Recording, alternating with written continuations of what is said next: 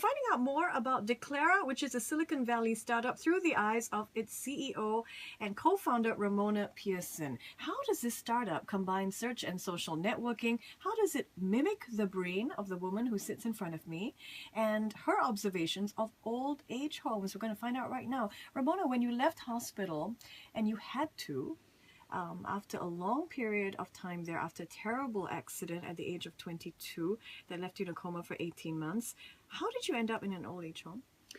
You know, the hospital had given up on me, and I was burning through all of their resources. It was costing millions of dollars to keep me around. So they decided that since I wasn't going to recover, they'd put me in a senior citizens home. So that was the best thing that could have happened to me. Mainly because, for a few reasons. One, the senior citizens weren't going to give up on me because they didn't know that they should give up on me, whereas doctors have preconceived notions of how bad off you are. Number two, and there's some interesting things around learning in kids that makes sense around there. The other thing is, imagine having 100 grandparents. Now, when I landed there, I had full attention of these senior citizens because they had nothing else to do except focus on me, which occupied all my time, for sure. So the best thing that happened to me was that they assessed my needs, as good grandparents will do, and imagine all the talents and skills of everybody who's hearing us on this radio right now, except the thing that they had more than we did is wisdom. So they had the wisdom of raising kids and going through a lot of good times and bad times, so they were able to help me overcome my obstacles and to truly believe in myself, in the thing that I learned that I try to apply to my life all the time, especially when I'm working with kids and other women and people who are trying to transform their lives, is that you only need one person to believe in you. And if you have that one person, you can overcome anything.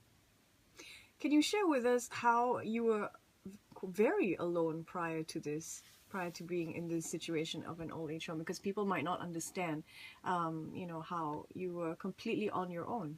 Yeah, my dad died when I was a child. He died when he was 47, so he was very young.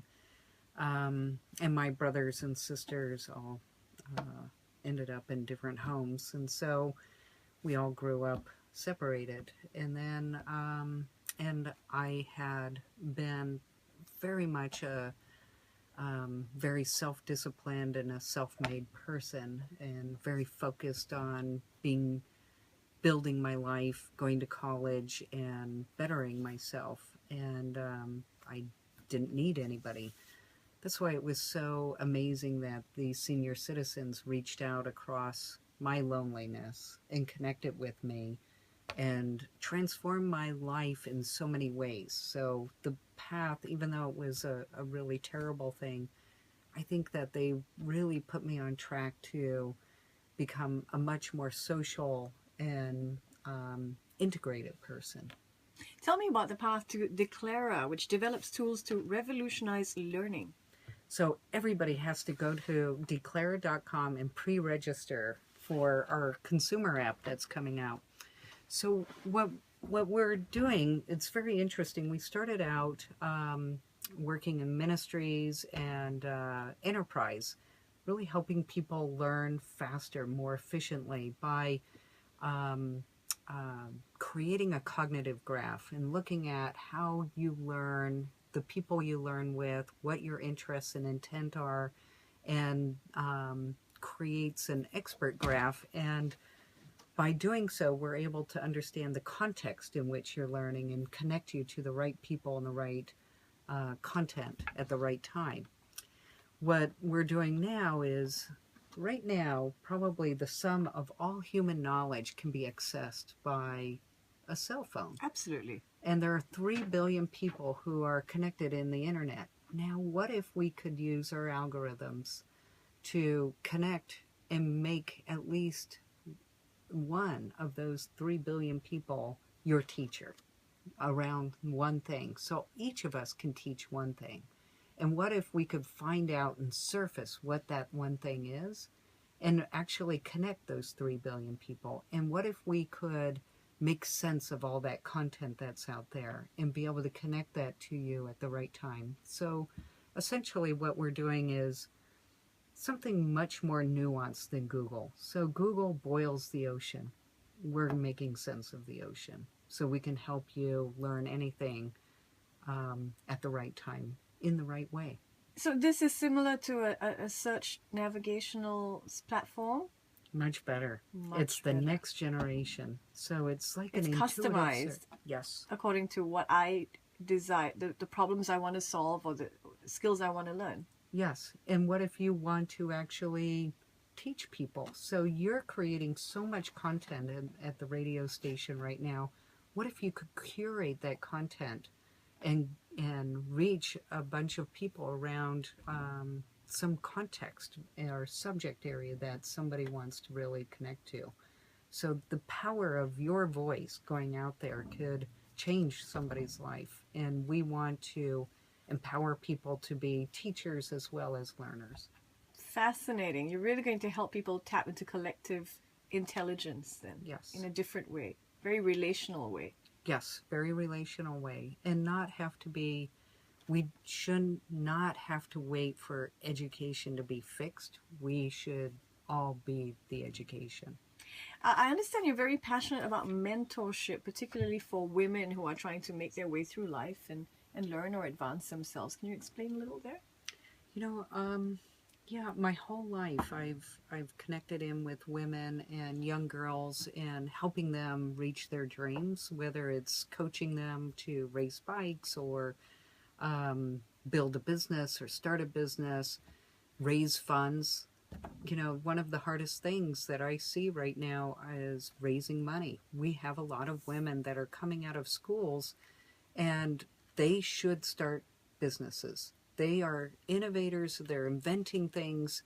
They need to be supported. And so what I'm trying to do is work with other women investors and help create funds so that these women, young women and older women, any woman who has a good idea could get funded, and also change what's happening on the investment side. So if you look around the boardrooms of investments and VCs and most organizations, you'll see that there are very few women that are sitting at the table with the men. And we need to change that. Yes, yes. And what advice would you have for women in particular in terms of how they can get to that leadership space? It's take risks. Don't make excuses. We have changed the world in so many ways. When I joined the Marine Corps, I was first woman in a fighter attack squadron, and now, half of the military is female. And it used to be that women were struggling to get jobs or struggling to get into college, struggled to get votes, struggled for so many things, struggled to get education. There's nothing more important than your education. No one can take that away from you, and you can be the master of your own ship and create your own reality. It can't be, and it shouldn't be created for you. Can I ask how old you are, Ramona? Too old. And how is your health? In your 50s, can we say in your 50s? Yes, I'm in my 50s. Okay. My health is good. My body parts, they usually need to be replaced every few years. They really do. You had surgery just 3 months ago. Yeah, I had to have titanium put into my foot, and then while I was training for a triathlon, I broke one of the screws. Who knew that they don't make titanium the way they used to? Indestructible. What happened? Yeah, and then I had to have some implants in my jaw. But what happened after the accident is, and people don't know this, once you've had a traumatic accident, the molecules in your bones change. And so, they start to not work very well anymore. And so I suffer from really horrible arthritis. But, I live my life to the fullest, and I will continue to Is push. is pain management just something that you've learned to deal with then? Yeah, I just deal with it. I don't take any pain medicine except for ibuprofen or Aleve. And what's next for Ramona Pierson in terms of the big life goals? Oh my God. The bucket list is too big. So I'd love to do Everest. I'm so jealous that you beat me to that. So I need to get a I know new you knee will do before I that. do it. I want to finish this triathlon in May. Hopefully my foot stays on.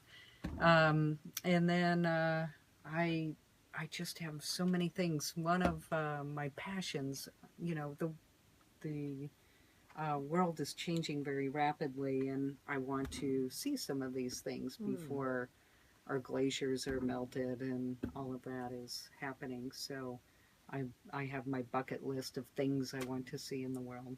Well, I think you should come with us, Women on a Mission. Yeah, I would be there. I think we might be going to Siberia soon, so. I'm sign me up. I should have a knee by then. Ramona Pierson, it's been an absolute privilege and pleasure speaking with you. Thank you for being on WOW. Thank you so much. This has been Women of Worth. I'm Michelle Martin. Thank you for listening.